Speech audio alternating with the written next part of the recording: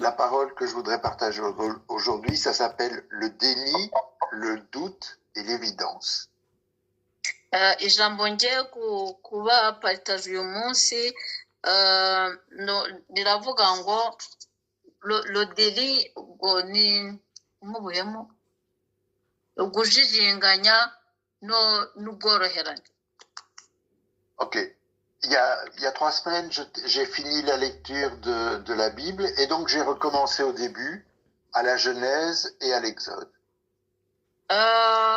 Hashize ibyumweru bitatu ndangije gusoma bibiliya yose, hanyuma ndangije ndongera ndatangira mu ntangiriro kugeza mu kuva. Donc je lisais les malheurs que Dieu a fait tomber sur l'Égypte. Nasomye ku byago Imana yateje abanyegiputa. Et malgré les demandes de Moïse, que Moïse avait adressées au Pharaon pour rendre la liberté aux Israélites, il ne l'a pas fait.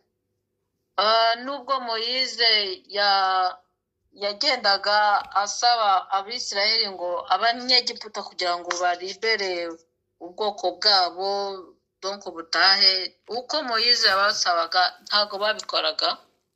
Et c'est sur cet épisode que l'idée du doute et du déni m'est venue à l'esprit. Ni muri ubwo buryo icyo gitekerezo cyo kujijinganya cyo gukoreramo amakosa cyaje. Quand Dieu envoie Moïse pour demander à Pharaon de laisser partir Israël, Pharaon refuse de croire à la puissance de Dieu. Il refuse de voir les signes que Aaron et Moïse produisent devant lui. ubwo Imana yoherezaga Moïse muri Egiputa kugira ngo abwire Farawo arekure ubwoko bwayo, umwami wa Farawo ntabwo yigeze yizera imbaraga z'Imana. On ne va pas relire toute l'histoire de Moïse et de Pharaon parce que ça prend des chapitres dans l'Exode, ça va du chapitre 7 au chapitre 13, mais vous connaissez tous, j'en suis sûr, les 10 plaies que Dieu a envoyées sur l'Égypte pour que Pharaon libère Israël.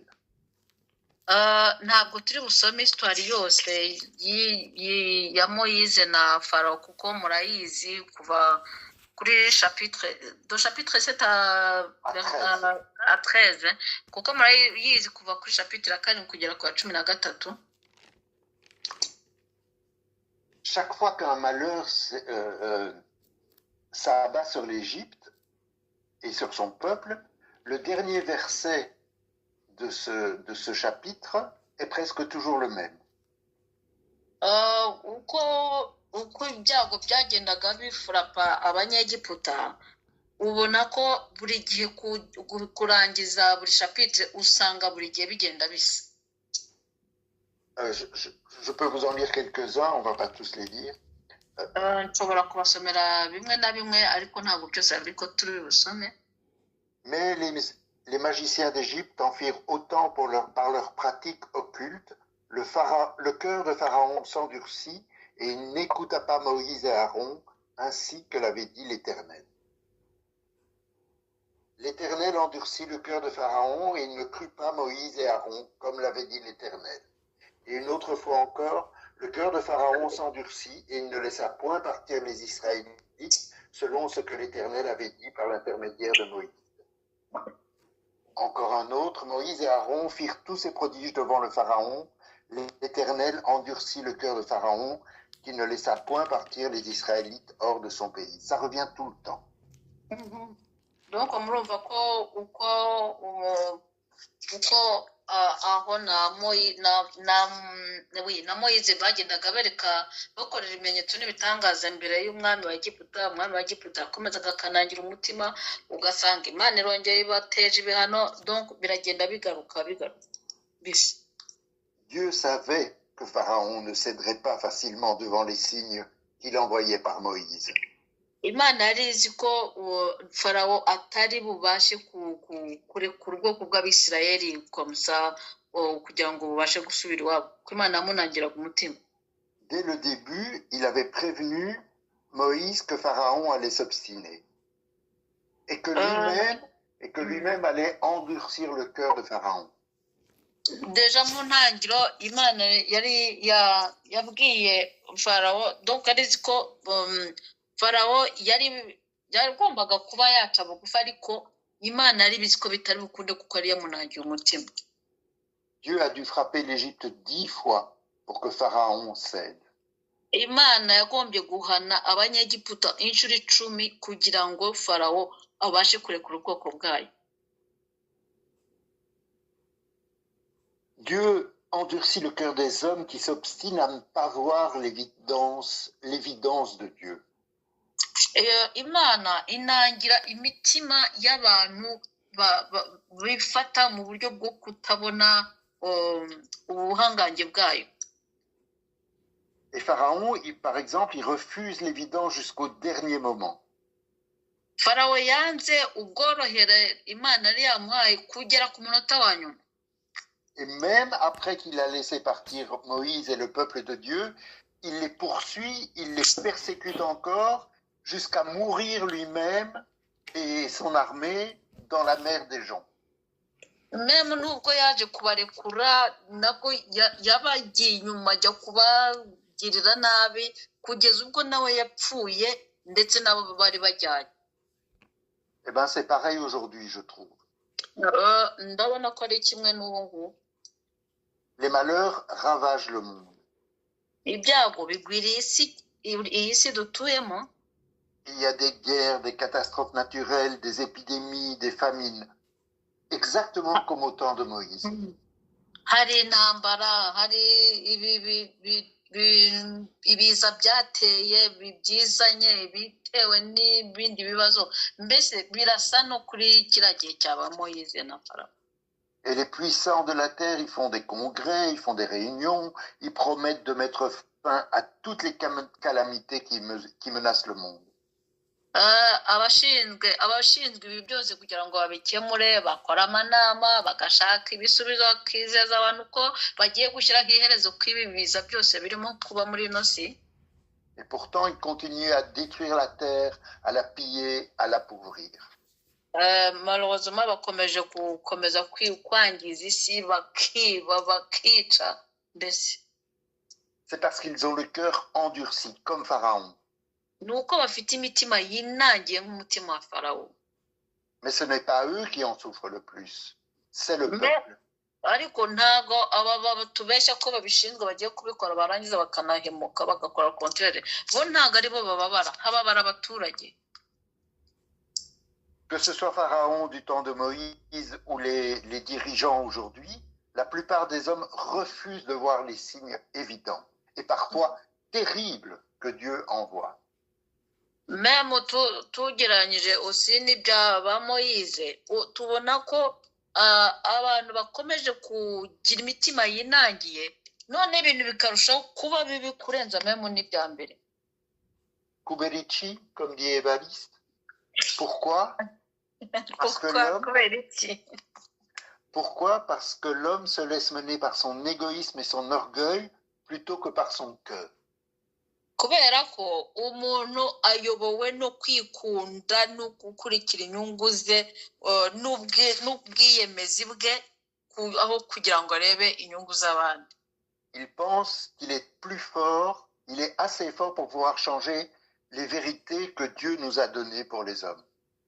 Akeka ko we afite imbaraga z'umurengera kurenza uko Imana ikunda abantu bayo. Ces vérités, ces valeurs, c'est l'amour, le respect de l'autre, le partage, la compassion, la bonté, la liberté de suivre sa voie. Ibyo uburyo Imana ikunda abantu bayo ni ukuri kwayo, ni ijambo, ni imbabazi zayo, ni urukundo rwayo, ni uburyo bwiza bwo kuyikurikira, gukurikira inzira yayo. C'est pour rappeler ces vérités aux hommes que Dieu a envoyé son Fils sur la terre. Tu peux répéter ces coupés encore? C'est pour rappeler ces vérités-là, l'amour, la compassion, le partage, que Dieu a envoyé son Fils sur la terre. Ni ukubera ibyo byose tumaze kuvuga ko ibyatumye Imana yohereza umwana yawe w'ikinege kuri ino si. Et Jésus, il a vécu et il a partagé l'amour, la compassion, toutes ces valeurs. Yesu yaraje abaye inaha asangiza abantu urukundo abasangiza imbabazi n'ibindi byiza byose. Dieu a donné à l'homme le signe ultime, le plus fort de son amour en offrant son Fils au monde. Imana yerekanye urukundo rwayo mu buryo bw'umurengera igihe yaduhaga umwana we w'ikinege. Et pourtant, les hommes refusent toujours de croire que les choses qui viennent du cœur les plus sincères sont plus fortes que ses désirs, son ambition et son égoïsme. Malheureusement, abantu banga kwemera ko ibintu byiza bifite agaciro by'ukuri bivuye ku mwana w'Imana birenze birushije imbaraga ukwikunda kwabo no gukurikira inyungu zabo. L'homme nie l'évidence et pour ne pas la voir, il va même la crucifier. Umwana w'umuntu yanze kwemera ibyo byose yabonaga ageraho abamba Yesu. Mais ça ne sert à rien. Ntacyo bivuze niko yavugaga. Parce que Jésus ne meurt pas de la main de l'homme. Il ressuscite et il vit dans la gloire de son Père éternellement. Heureusement, Yesu ntabwo yaheze mu gituro kuko abantu bamwishe, ahubwo we yarazutse agenda iburyo bw'Imana Data. Comme à l'époque de Moïse, nous avons tous les jours sous les yeux les signes évidents de l'amour de Dieu pour l'homme, mais nous ne voulons pas les voir. Nous refusons de les voir. C'est ça le déni. Natwe nko ku gihe cya Moyize natwe dukomeje kubona ibyiza Imana igenda dukorera byiza, ariko ntabwo dushaka kubibona, ahubwo dushaka gukurikira iby'inyungu zacu. Niyo mpamvu ariho amakosa agaragarira, tubikoreramo amakosa. Rappelez-vous l'histoire de Thomas qui refusait de croire le récit de la résurrection du Christ que les autres apôtres lui annonçaient. Nibuka igihe babwiraga Toma ko Yesu yazutse, Thomas akanga kubyemera kugeza ubwo avuze ati ngiye ndabyemera uko mwibone. Si vous voulez le lire, c'est dans Jean, chapitre 20, versets 26 à 29. Ushaka kubisoma ni muri Jean chapitre 20 umurongo igice cya 20 umurongo wa 26 kugeza ku 29. Je vais le lire. 8 jours après, les disciples de Jésus étaient encore dans la maison et Thomas était avec eux. Jésus vint, les portes étaient fermées et debout au milieu d'eux, il leur dit que la paix soit avec vous. Puis il dit à Thomas, avance ici ton doigt, regarde mes mains, avance aussi ta main et mets-la dans mon côté et ne sois pas incrédule mais crois. Et Thomas lui répondit, mon Seigneur et mon Dieu. Jésus lui dit, parce que tu m'as vu, tu as cru. Heureux ceux qui n'ont pas vu et qui ont cru. Amen. Amen. Nuko iminsi 8 ishize abigishwa bongera guterana mu nzu nka mbere na Toma ari kumwe nabo. Yesu araza ahagarara hagati kandi inzugi zari zikinze, arababwira ati amahoro abe muri mwe. Maze abwira Toma ati zana hano urutoki rwawe urebe ibiganza byanjye, kandi uzane ikiganza cyawe ugishyire mu rubavu rwanjye, kandi we kuba utizera ahubwo ube uwizeye. Toma aramusubiza ati mwami wanjye kandi mana yanjye. Yesu aramubwira ati wijejwe nuko mbonye, hahirwa abizeye batambonye. Amen. Ça veut dire que le déni, nier la réalité, l'évidence, ce n'est jamais la solution. Donc hano igihano cyangwa se ikosa guhakana ibintu ubona ko bigaragara bihari, nta na rimwe bitanga igisubizo. C'est un aveuglement absurde, comme celui de Pharaon qui meurt dans la mer avec toute son armée parce qu'il n'a pas voulu reconnaître les signes de la puissance de Dieu. Birababaje, donc bimeze nk'uko farawo yageze ubwo apfa n'abari bamuherekeje kuko yari yaranze kwemera ibimenyetso n'ibitangaza by'Imana Moïse yakoreraga imbere ye. Dans l'Exode, Dieu frappe l'Égypte des plaies les plus terribles pour faire sortir son peuple de l'esclavage. Mu kuva Imana yahanishije abanyegiputa ibibembe, donc cyari igihano gikomeye kuko ishaka ko barekura ubwoko bwayo kugira ngo ibavane mu buretwa bari barimo. Et il ne demande pas grand-chose en échange à son peuple. Il demande seulement de l'honorer quand il sera arrivé au terme de son exode.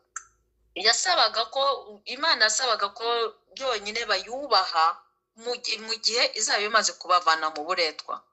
Tout ce qu'il lui demande, c'est de se souvenir de ce que Dieu a fait pour Israël. Icyo Imana yashakaga Seroma ubwo byonyine nuko bagombaga kuzirikana ko yabavanye mu maboko y'abanyegiputa. Ça se trouve dans Exode 13, chapitre 13, si vous voulez. Je vais vous lire deux courts versets. Exode chapitre 13, verset 3. Kuva mu chapitre 13 umurongo wa 3. Moïse dit au peuple, souvenez-vous de ce jour où vous êtes sortis d'Égypte, de la maison de servitude, car c'est par la puissance de sa main que l'Éternel vous en a fait sortir. Amen. Moïse abwira abantu ati mujye mwibuka uyu munsi muviriye muri Egiputa mu nzu y'uburetwa kuko Uwiteka yabakurijeyo amaboko. Ntimuzagira imitsima yasembuwe murya. Amen. Et deux versets plus loin, le verset 5, quand l'Éternel t'aura fait entrer dans le pays des Cananéens, des Hittites, des Amoréens, des Évéens et des Yébousiens, il a juré à tes pères de te donner, pays découlant de miel et de lait, tu rendras ce culte à l'Éternel dans ce même mois.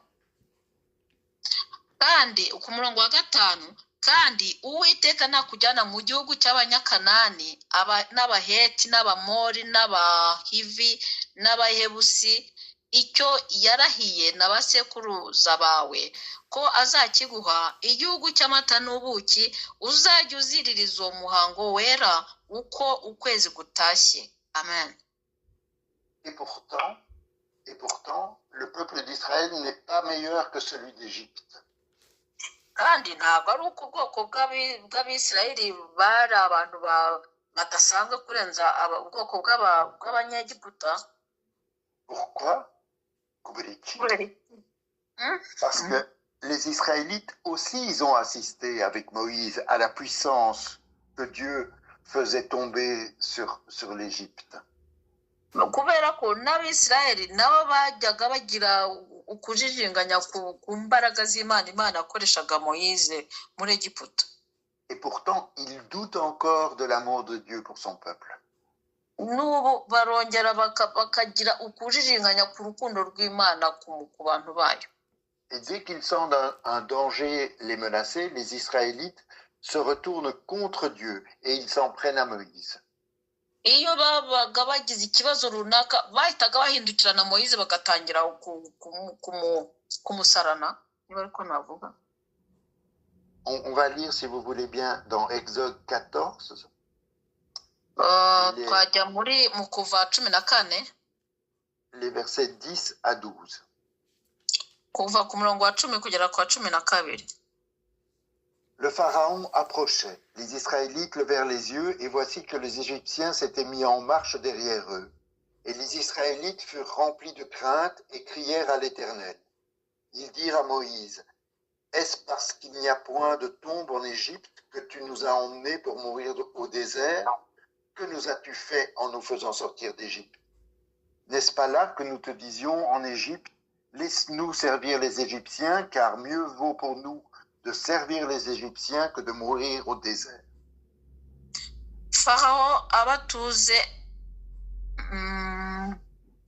farawo abatuze abisirayeli bubura amaso babona abanyegiputa bahuruye inyuma yabo baratinya cyane abisirayeli batakiri uwiteka babaza Mose bati ntamva zari muri Egiputa kutuzana ngo dupfire mu butayu niki cyatumye utugirira utyo kudukura muri Egiputa si ibyo twakubwiraga muri Egiputa tuti tureke dukorera abanyegiputa kuko ikiruta ari uko dukorera abanyegiputa biruta ko dupfira mu butayu. Voilà, ça c'est le doute, le manque de foi, l'incrédulité. Incrédulité dans le sens manquer de foi. dore iki ukuntu abisirayeli bitwaraga batagira ukwizera batagira ugutinya Imana donc muri sense yo kutizera ibyo Imana yabakoreraga. Dieu il accomplit des prodiges. Imana yabakoreye ibikomeye imbere yabo. Mais à la moindre menace, à la moindre contrariété, nous nous décourageons et nous préférons le désespoir à l'espoir et la confiance en Dieu. Imana idukorera ibintu byiza ariko iyo duhuye n'ikibazo runaka umva byose tubifasha hasi tukibagirwa rwa rukundo rwayo donc tugatangira kwiciraguraho. Très souvent les hommes sont semblables aux Israélites. Kenshi abantu ubona ko ibi byabaga ku Bisirayeli n'abantu hariho bamwe bameze nk'abo donc bakora ibisa n'ibyo Abisirayeli nabo bakoraga babaga bageze kwizera guke. Ils ne voient que les catastrophes qui menacent et pas les miracles qui s'accomplissent. Bareba ibiza birimo kuba muri ino si ntabwo bareba ibitangaza by'Imana. Bien sûr, aujourd'hui, les miracles ou les prodiges sont moins impressionnants qu'une mer qui s'ouvre en deux ou que l'eau d'un fleuve qui devient du sang. Nibyo koko ibitangaza kuri iki gihe ntabwo bikiri bikiri fort nka mbere nko kubona inyanja icikamo kabiri donc voilà. Pourtant, si on regarde bien, la vie, elle est remplie de petits miracles. Ariko turebye neza tubona ko ubuzima bwuzuye ibitangaza by'Imana. Et tous ces petits prodiges du quotidien, c'est les preuves que Dieu ne nous abandonne pas. Ibyo bitangaza twita ko ari bitoya ni ibitwereka ko Imana itagitureka. Nous avons déjà toutes et tous traversé des moments, des périodes difficiles dans nos vies. Turazi neza ko twese buri wese ku ruhande ari ibihe bikomeye twese twaciyemo. Pourtant, nous sommes toujours là. Ariko turacyariho turacyahumeka. Nous sommes parfois découragés, on a parfois même douté quelquefois, mais on est toujours là.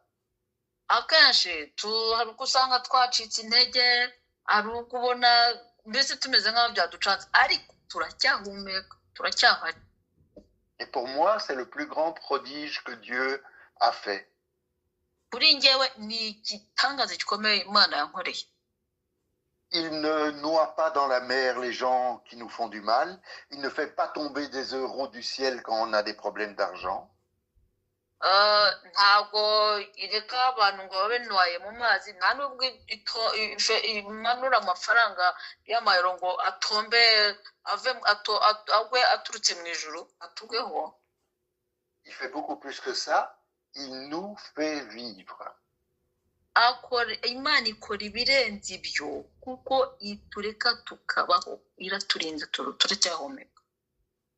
Et tout ce qu'il demande en échange, c'est de se souvenir de ce qu'il a fait pour nous. Icyo idusaba nk'ubwishyu kuri yo ni uko tuzirikana ko yadukunze irera pontu tukibuka ibyo yadukoreye. Bénédate. Bien-aimé. Souvenons-nous, il faut se souvenir de ce que Dieu a fait pour Israël, de ce qu'il a fait pour les hommes et de ce qu'il fait pour chacune et chacun de nous dans les petits miracles du quotidien.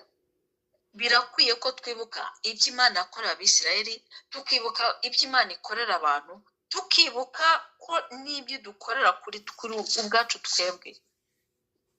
Souvenons-nous toujours des paroles d'amour et de compassion qu'il nous a transmises par son Fils Jésus-Christ. Twibuke urukundo yadukunze nk'uko yaduhaye umwana we kinege ko Yesu yatubereye umunyembabazi n'ubakiri umunyembabazi. Parce que ce sont ces paroles qui nous aident à supporter et à traverser les difficultés de nos vies. Kuko nibyo bidufasha kubasha kurenga ibintu tuba tunyuramo bitugoye. Je termine. Ndarangije. Tout ce que je viens de vous le dire, je le pense sincèrement, avec ma tête. Ibyo maze kubabwira nkunze kubitekereza kenshi muri nge. Mais en l'écrivant, je sens que je ne le vis pas encore tout à fait dans mon cœur. Ariko mu kubyandika ntago numva mbisanta nkuko ntago numva mbiviva neza mu mutima wanjye. Je doute encore. Nanjye ndacyajijinganya. Alors je prie pour que vous ne doutiez jamais de l'amour et de la puissance de Dieu. Ndabasaba ngo mwe kujijinganya ku rukundo rw'Imana n'ububasha bwayo.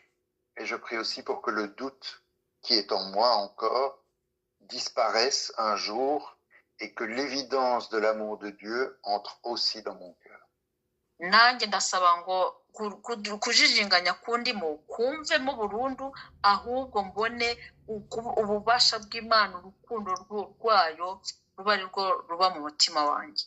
Amen. Amen.